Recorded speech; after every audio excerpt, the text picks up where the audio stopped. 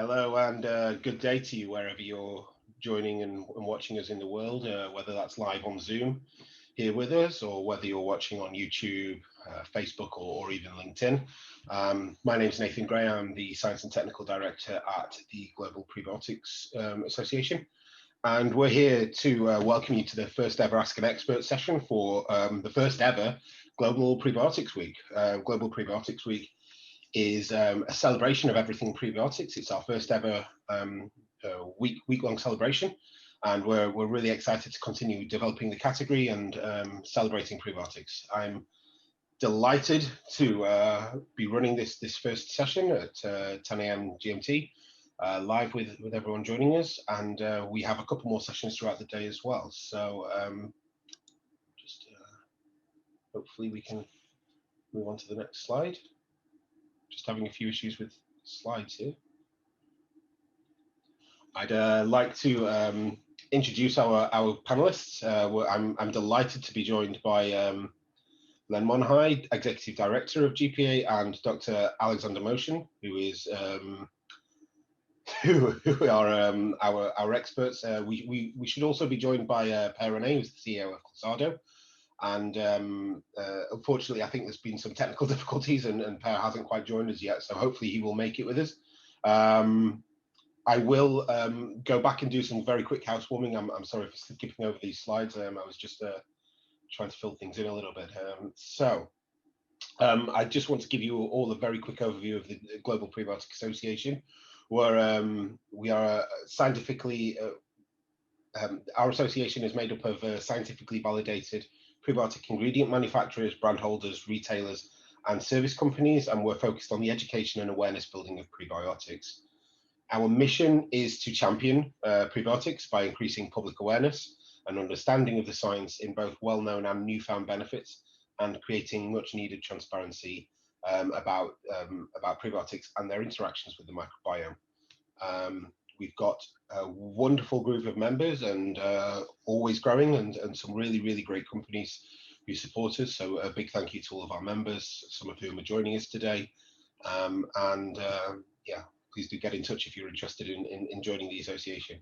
And as I mentioned before, our experts for this session are Dr. Alexander Moschen from the Medical University of Innsbruck, Rehne, CEO of Clasado, who will hopefully be joining us very soon, subject to technical issues, Len Monheit, Executive Director of the GPA, and myself, Science and Technical Director.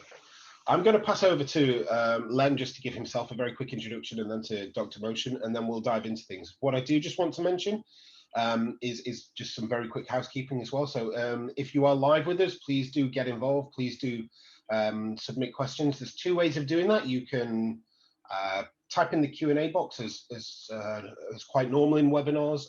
You can also use the feature to raise your hand if you do want to come live with us. If you press the raise hand feature, then we will invite you to turn on your webcam, turn on your microphone, and come and join us for a few minutes while we chat. And feel free to ask any questions that way as well. So if you do want to get involved, please do submit questions typed or raise your hand, and we'll bring you into the conversation. Over to you, Len, to say hi. Absolutely. Good morning, everybody, wherever, as Nathan said, you're tuning in from. My name is Len Monheit, Executive Director of the Global Prebiotic Association. We've been around for 2.5 years now, growing. We represent the category globally, the scope, Nathan, and mission that Nathan described. My own background, I've been in the industry for about 20 years and was part of the inception of the association. Very excited about Global Prebiotics Week. I am not one of the deep technical experts, so we're going to rely on Dr. Moschen and Nathan for much of that, but fascinated by the category and looking forward to this fireside chat. Thank you. Thank you. And Dr. Moschen, if you'd like to.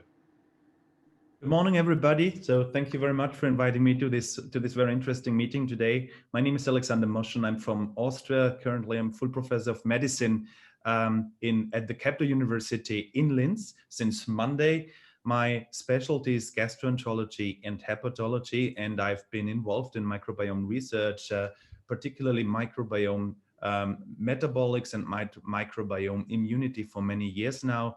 that's the reason why I'm very interested in ways to impact on the microbiome to come out with health benefits for our patients. So I'm treating a lot of patients with functional gastrointestinal problems and IBD, inflammatory bowel diseases.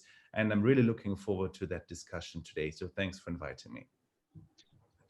Thank you for joining us.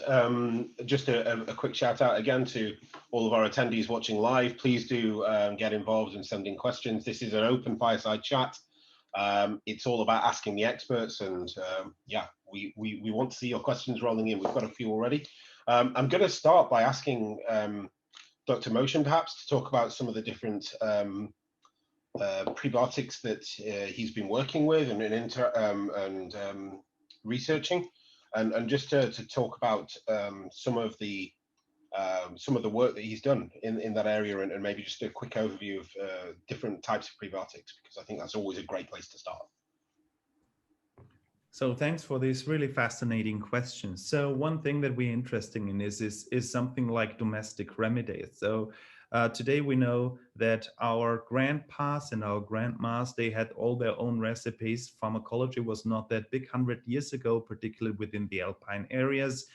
And so I was quite lucky that I got in touch with Stefan Blattner von Ibrona, who are very interested in fruit extracts. And a couple of their fruit extracts, they come from plants which serve as domestic remedies, like the black elderberry. So we thought, well, we could try to set up a really scientific study to better understand how a domestic remedy translates into a medicine, into pharmacologically active substances via its interaction with the human gut microbiome. And what we currently did, and this is really interesting, is that we set up a clinical study. At the moment, we're using healthy volunteers, and we developed a special study design in which each and every study subject serves as his or her own control. And we have a lead-in phase, an intervention phase, and a washout phase. And what we do is, in parallel, we're looking for changes in the microbiome. We're looking for metabolites that metabolize these anthocyanins and these polyphenols, which is the most important content of this gut elderberry extract. And then we're looking for health effects in terms of immunological endpoints and metabolic endpoints in our patients. And we've done that with other substances before. And this is really a very exciting study because it holds the potential to get deeper into the mechanistic understanding between a dietary, a prebiotic intervention and health outcomes. And for that, I think this perfectly fits with the idea of the global prebiotic week. And I'm happy to discuss more about our project. Thank you so much.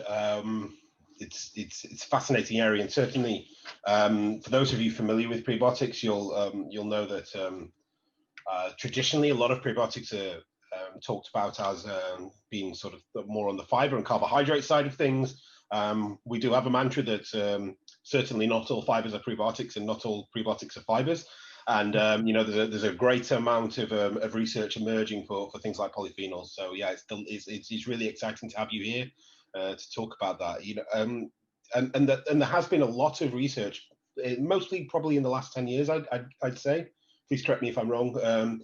Starting to really dig into the concept of prebiotics as polyphenols and polyphenolic ingredients as prebiotics, driving a lot of these changes.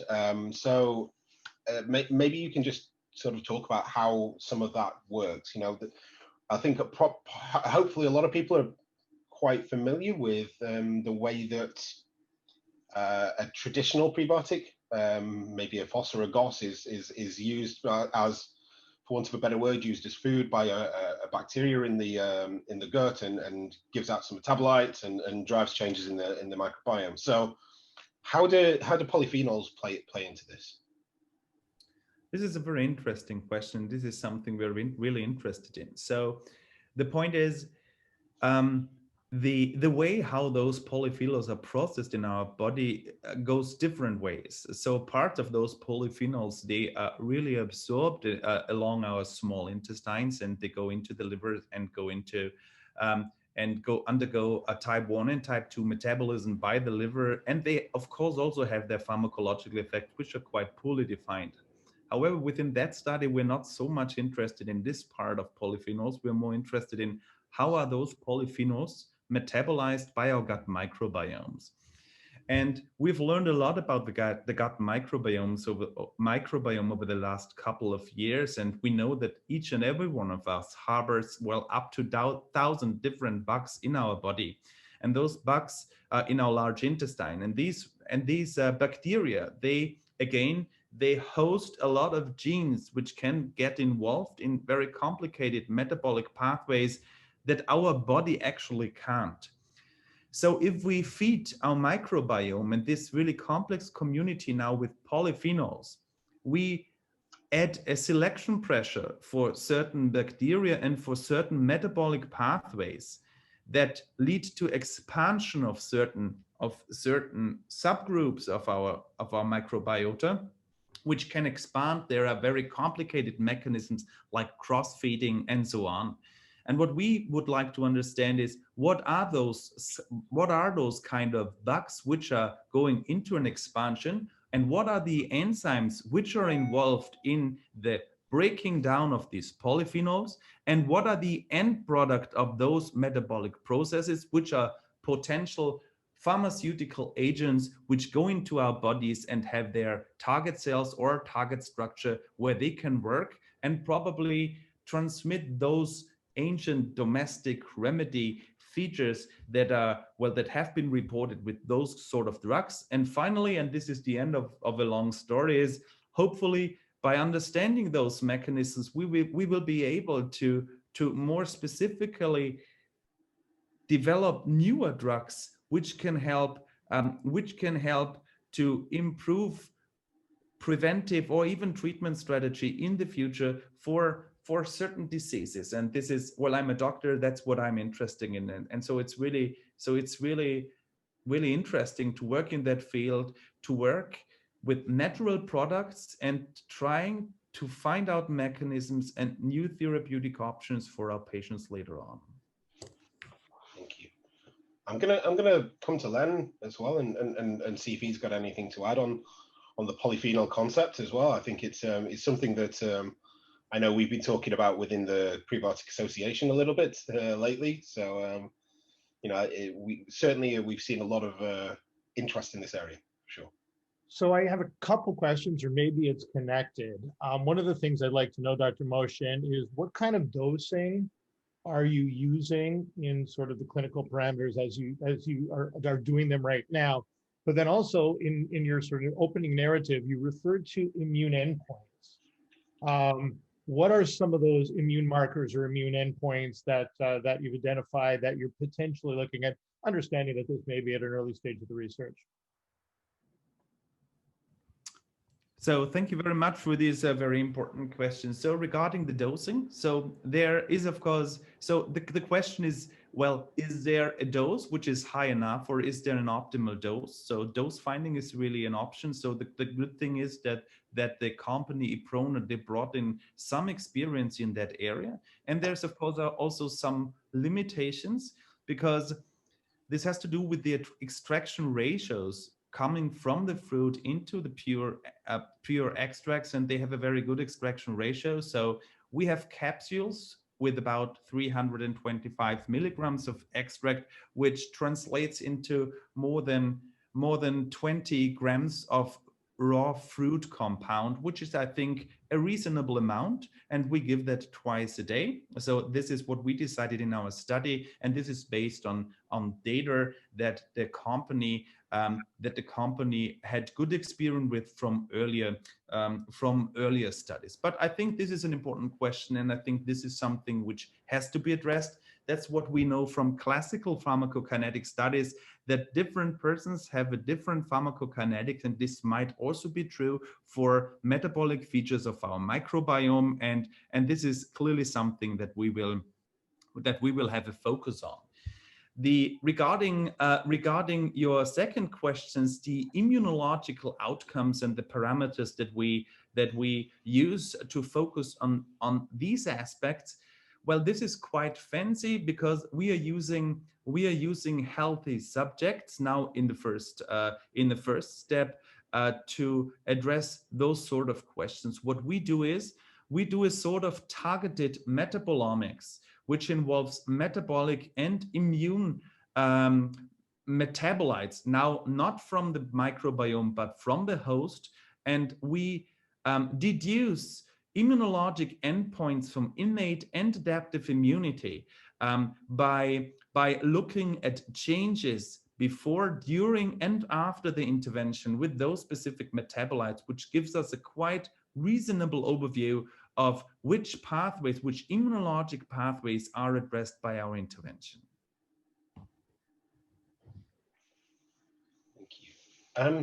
One thing I wanted to throw out, we've had a question relating to it, and that's we've known for a long time that obviously eating a lot of fruit and vegetables and plant compounds is great for our microbiome health and boosting diversity. And for a long time, obviously, a lot of people have been putting this down to all of the different traditional prebiotics and you know, those sort of compounds that are found in vegetable skin, that sort of thing. Is there a role that prebiotics are polyphenols are potentially having in all of this as well, given the diverse amount of polyphenols found in fruits and vegetables that people are eating? Could that be a part of that driving factor as well? So is the question going to me or or is it going to? I'm going to throw that to you first, Dr. Moschen. Okay. So, well, I think this is a very interesting question. There was a very interesting paper quite short a time ago. I think it was a science paper, where the researchers they followed members from the Hadza hunters and gatherers tribe over a year, and what they showed is that there are really tremendous and big changes of the microbiome during the seasonal changes within a certain area. So the microbiome looks different in the wet season compared to the dry season. And when I would like to translate this into Middle Europe, where I live, we have, of course, a very strong seasoning of the year. And we would eat, when we eat traditionally, we would eat polyphenols when they are available. And usually this would be in autumn or something like that. Now it is, so there would be certain times in the year when traditionally, from an evolutionary perspective, certain food compounds would be more available than in other seasons. And now we also have learned that the microbiome adapts very quickly to a given food supply. And by doing so, I'm very convinced that this plays an important role. But what I always ask is, because my patients often ask me, what is a healthy diet? And maybe it is the change in the diet, maybe over the seasonal change and this difference in different food supplies over the year, which gives a certain pulsatile change within the microbiome, which could have particularly good health effects. This would be an interesting area to research on, and I think this will be discussed more in the future, I'm convinced. Len, any inputs there? No, I think it's fascinating. I've read and I've listened to some of the research on the Hadza populations, and as one of the historical microbiome communities, they're the foundation for a lot of understanding how all these metabolomic and these interactions have evolved. So that's really fascinating. I know that we now have Per, who's joined us from Clasado. But one more question. So one of the aspects of a definition of a prebiotic is its selectivity. And so that specificity, selectivity, depending on the mechanism of action, whether that's selectivity against species strain of the bugs or species or selectivity in a pathway that you've referred to, do you anticipate or do you know whether there's any interaction with the probiotics species at strain level, or do you suspect, and is that one of the things you'll be confirming, Dr. Moschen? So, as being said, the study I was talking about is ongoing research, and I do not have any results from this study at the moment. However, I've done studies with other prebiotics, like guar gum, for example, which is metabolized towards short chain fatty acids predominantly, and this selectivity question has been a little bit challenged over the last years because it's a very historic definition.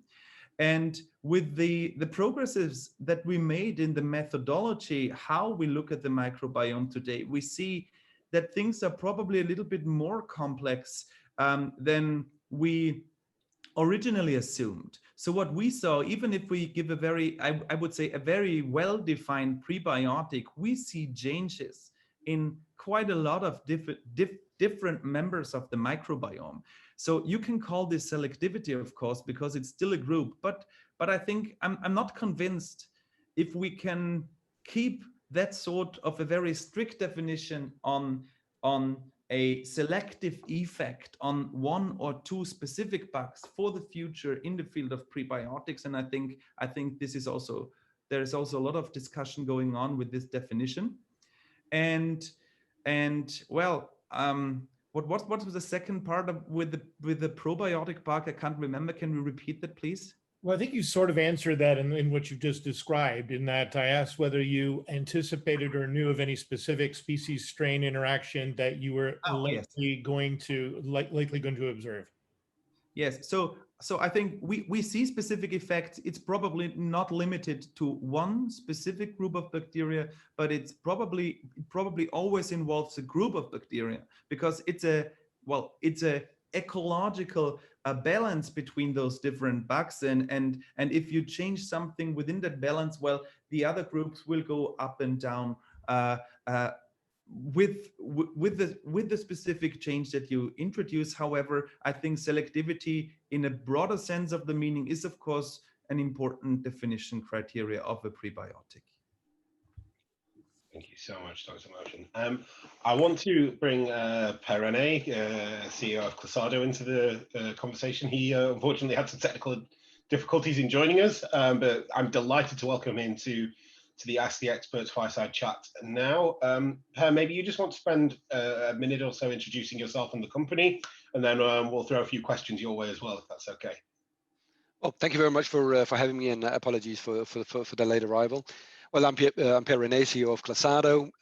I come from a background from the food industry for more than 20 years in raw materials. And in the last 4 years, I've been spending time in the biotech area with Pro and now with Prebiotics.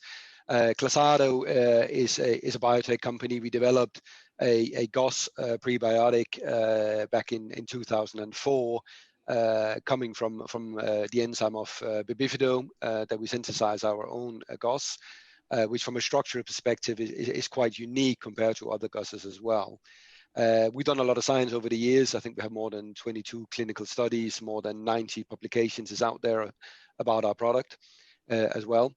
And I just want to second the words of Alexander, is that I think what we've seen over the years as well is that, yes, our GOS does predominantly feed bifidobacteria groups, but I think with the knowledge we have today as well is that you do see cross-feeding as well happening. So although we grow bifido the most, you can say, within that group, well, there's metabolites created in other bacteria groups actually utilize that as well. And I think one mention I probably want to do, that was a study done using Bimuno in a symbiotic in an obese population in the US, where they were looking to see if we could improve weight loss. And quite obviously, we didn't have an effect on weight loss or reduced BMI. But what was interesting was actually that this symbiotic actually increased the biodiversity So there was significantly larger biodiversity in the groups that were taking a weight loss product plus this symbiotic. And I think it speaks to that as Alexander said, is that it changes the whole ecology of the microbiome when you introduce either a nutrient or another strain or two strains into the mix. So it is more complex. I think from a commercial point of view, we need to keep it simple, because that's basically what the industry and the consumer understands. But when we communicate, but I think from a science perspective, I think it's very important to recognize that it is much more complex and that there's much more that we need to know. Thank you for that. So we've had a question in here, which I'm going to throw out to you first, and hopefully everyone else can join in. And that's talking about the fact that often prebiotics are referred to as plant materials. You know, we're often talking about plant fibers or polyphenols, as we have been with Dr. Moschen just before now. But what about some of the other prebiotics in there? I don't. It's obviously not fair to sort of say everything is a plant-based material in the prebiotic space. We've got things like HMOs. We've got some other great prebiotics around there. So maybe you can just expand on where prebiotics come from and how they're produced, and why not every prebiotic is a plant-based material. Well, when you speak about GOSs, GOSs are produced with lactose as the raw material to enzymatic synthesis. So therefore, that does come from a milk-based source. It is predominantly the prebiotic that does come from a non-plant-based source. And I think I do see the whole food area in general, with the focus we now have on plant-based, that would increase. And I do also believe that we will start seeing more prebiotics emerging from a plant source. Not that I don't necessarily think from a prebiotic effect that there are any worse or any better. I think all the prebiotic has its own rights. But I do see the trend that we as humanity need to reduce our animal sources. That is a trend. And of course, it's not a trend that Clasado is blind to either. And of course, also an area that we are exploring for future purposes as well. And Len, I don't know whether you've got anything to add in there. No, I'm going to just a quick comment. I think that, as Per said, I think you're seeing different upcycled ingredient trails to try to generate new plant source materials. But I think you're also seeing new other technologies that are being applied as this area increases in interest. But again, I'm not the expert that these gentlemen are.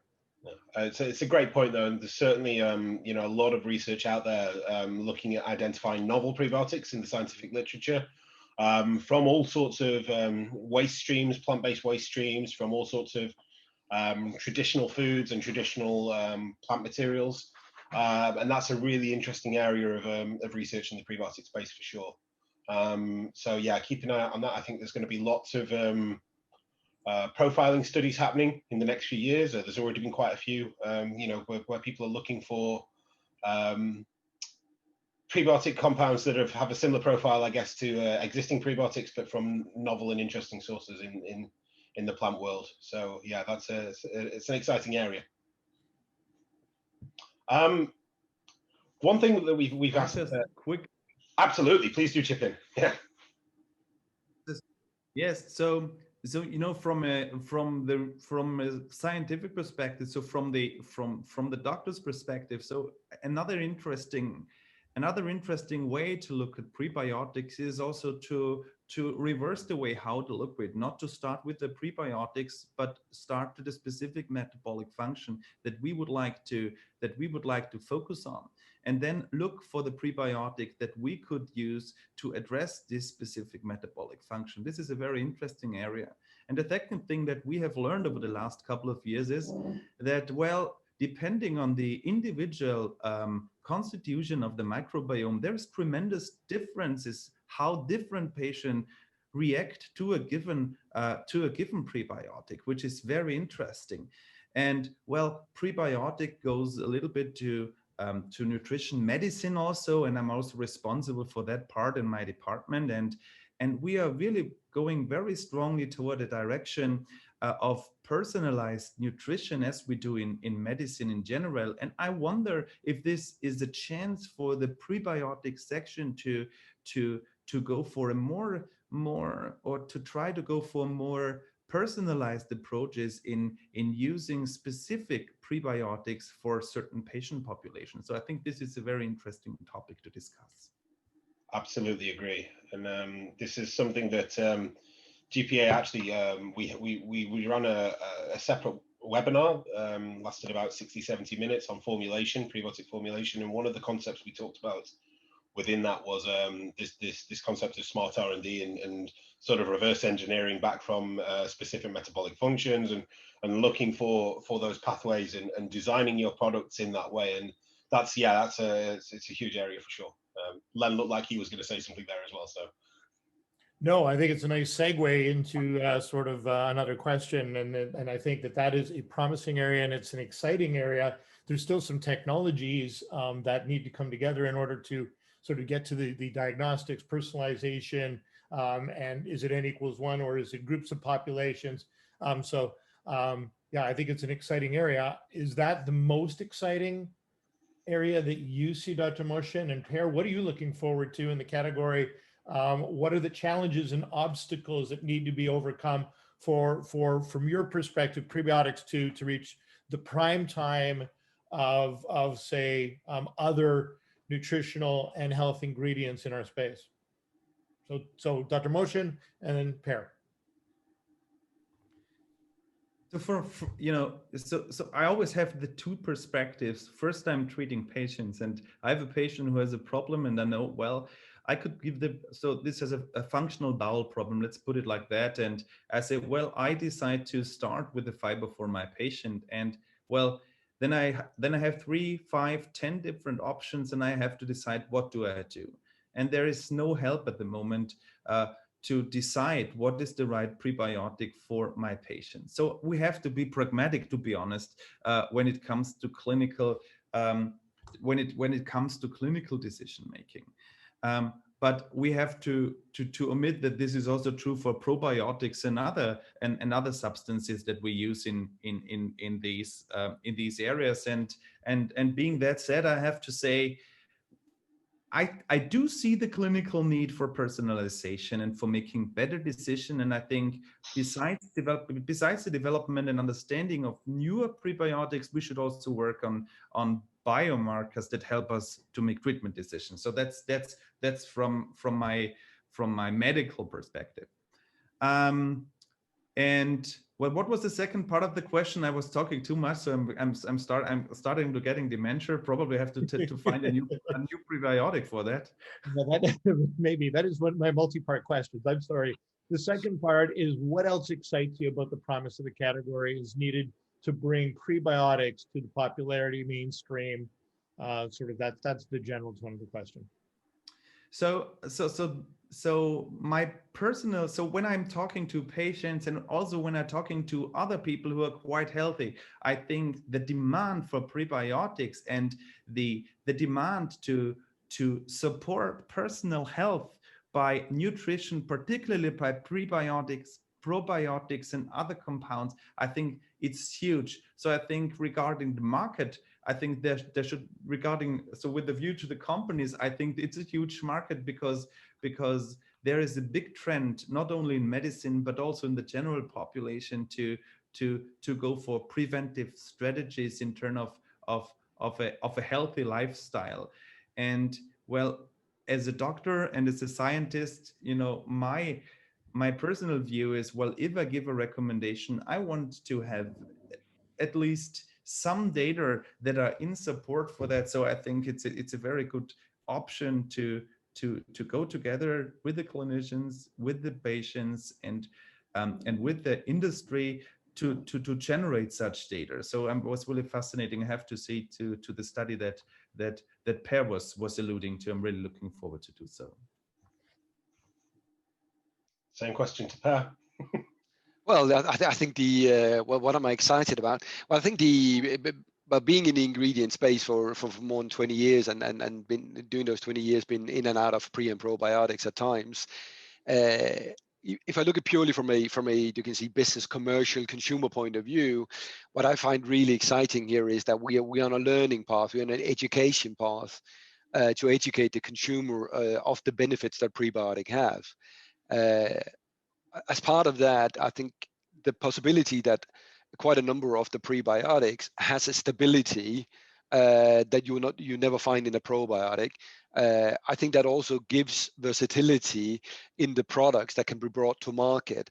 So how can you actually get a product in front of a consumer that contains prebiotic for improvement of your gut bacteria and the impact that has on your health?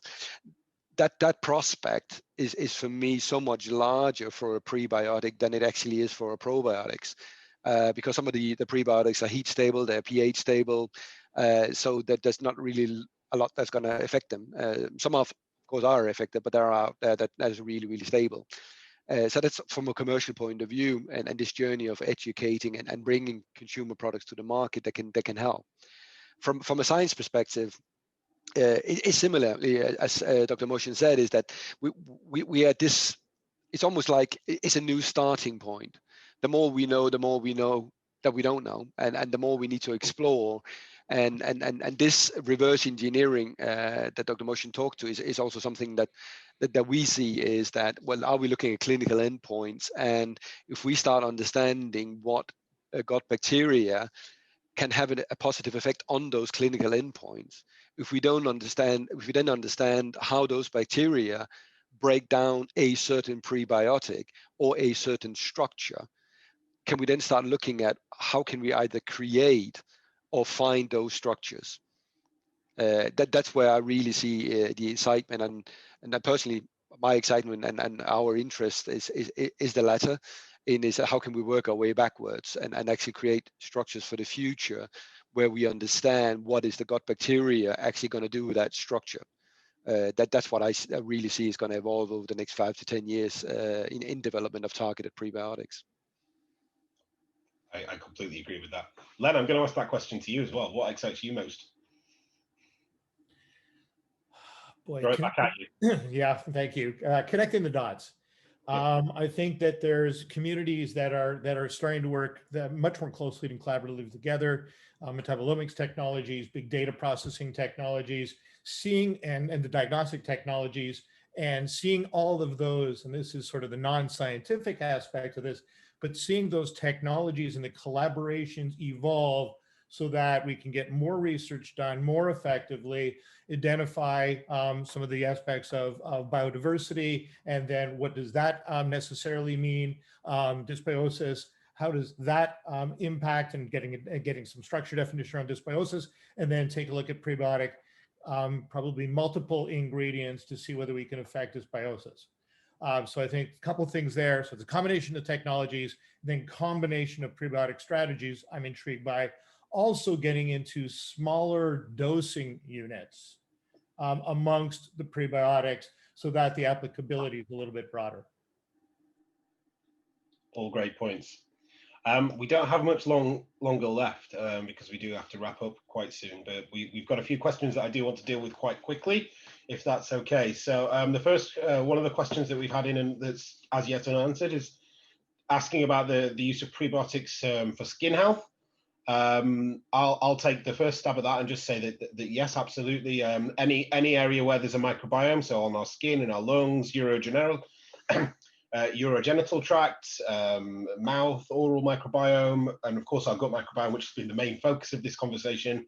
The prebiotic concept extends to any microbiome, essentially.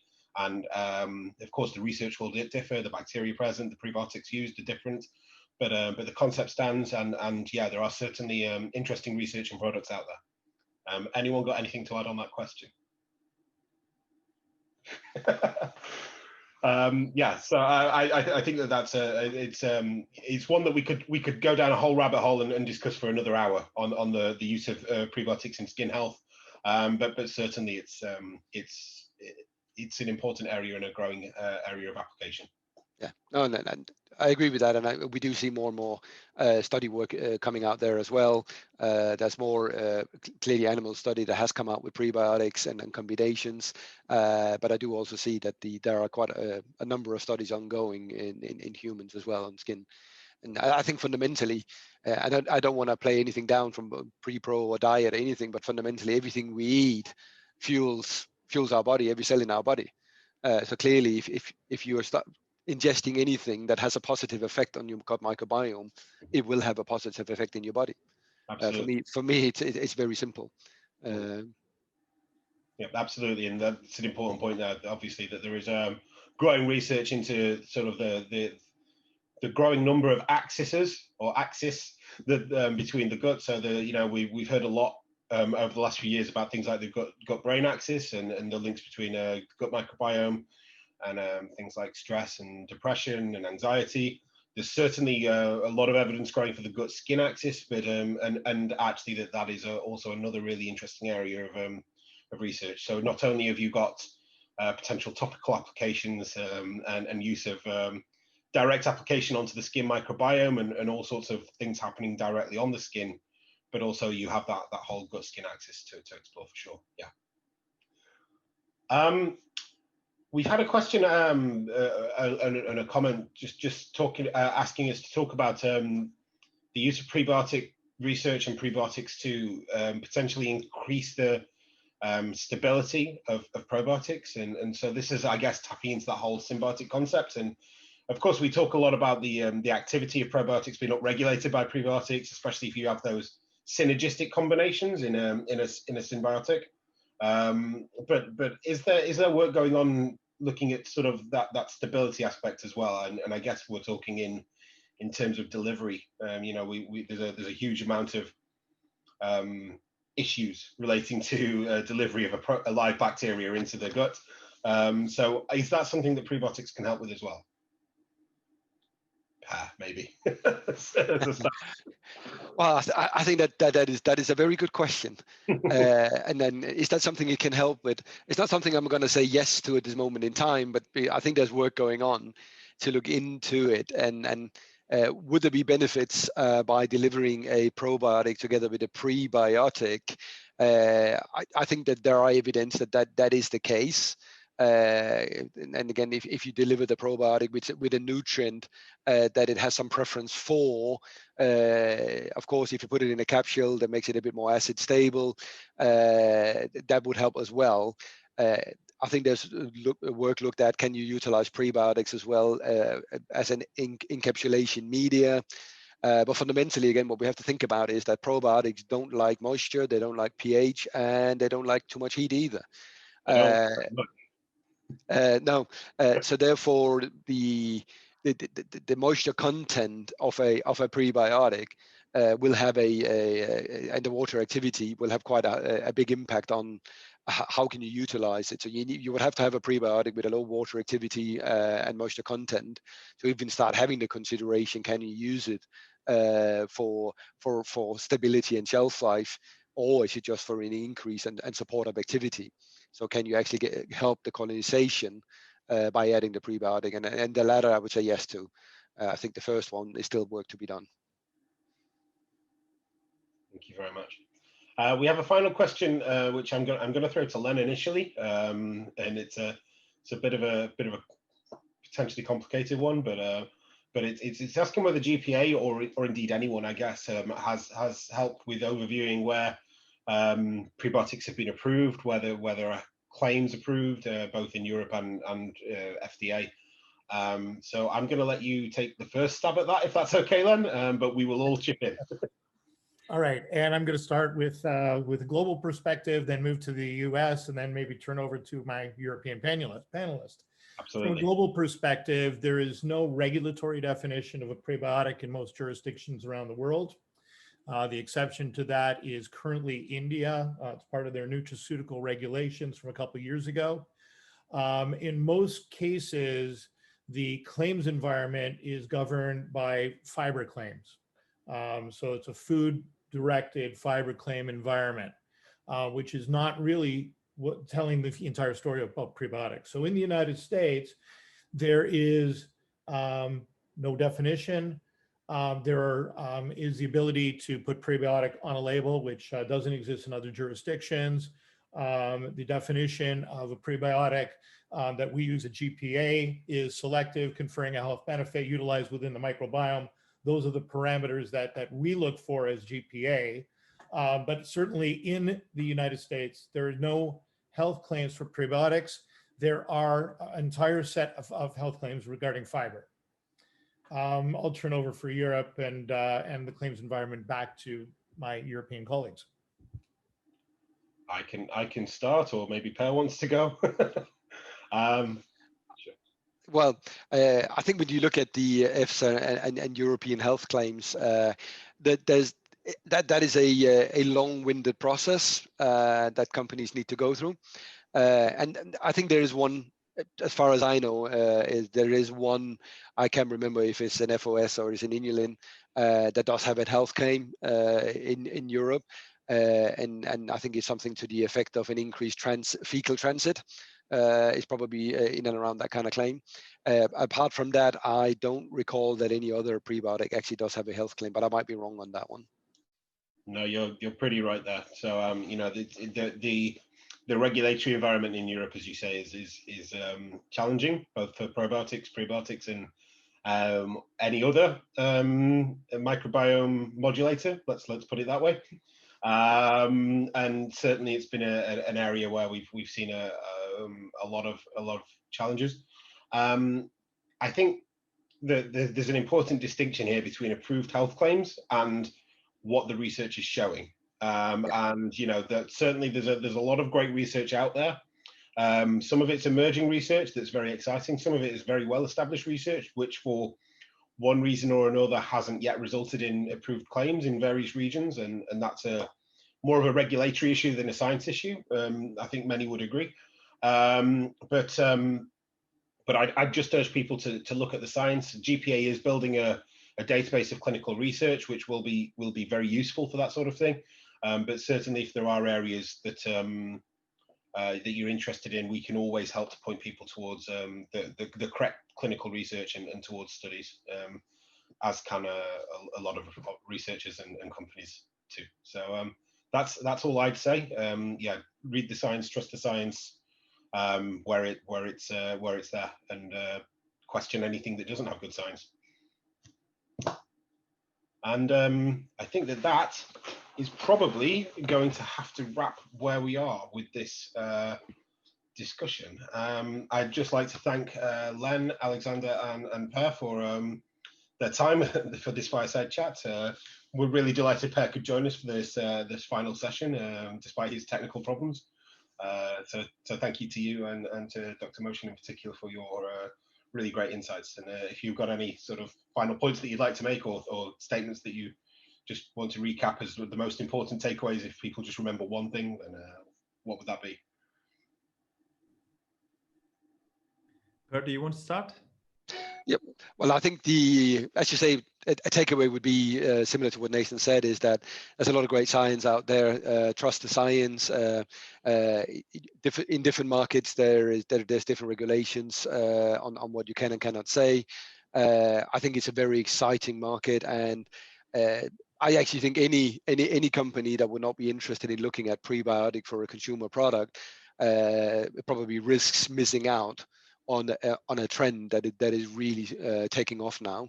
And it is a way where you can actually add into consumer products a health ingredient that has scientific proven effects. Well, I think companies need to consider to get on that bandwagon and follow the trend.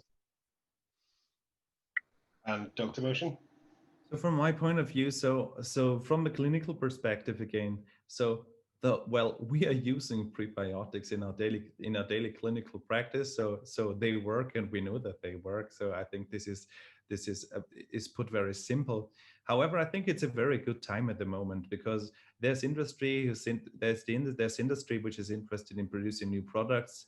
There is the population who demands for prebiotics because there is a health conscience. and people want to be healthier and they want to have that. We have patients who have that, and we now have the technology to go deeper into the stuff. And I think if all those parts, the patients, the industry, and maybe the researchers and the doctors, when they work together, I think we will end up with very good data, and maybe the problem with health claims and so on, well, I think they will be seen from a different perspective in a couple of years. And I'm quite convinced that this will make the whole situation better for everyone. And so I think it's a very good area to work in, and that's why we're focusing on that. Thank you so much. Thank you, Dr. Moschen. Thank you, Per. Thank you to Len as well for joining us. It's a very early hour for him in Chicago. And a huge thank you to everyone listening in live as well. We have been broadcasting out on Zoom, on YouTube, on Facebook, and on LinkedIn. And our videos will, of course, be available as recorded and available to watch on demand as well. Please do also remember that you can check out all of our previous webinars on the GPA website. The link was in the chat a little while ago. And just a very quick reminder that this is the first of three sessions today for our Ask the Expert panel sides. We have another one running at 10 a.m. Eastern Time US, which is 3 p.m. UK, and another one at 1 p.m. Eastern, which is 7 p.m. Here in UK. Big thank you to our guests today. Thank you to you attending. Thank you to everyone else. And we hope to see you at the next sessions. Thank you.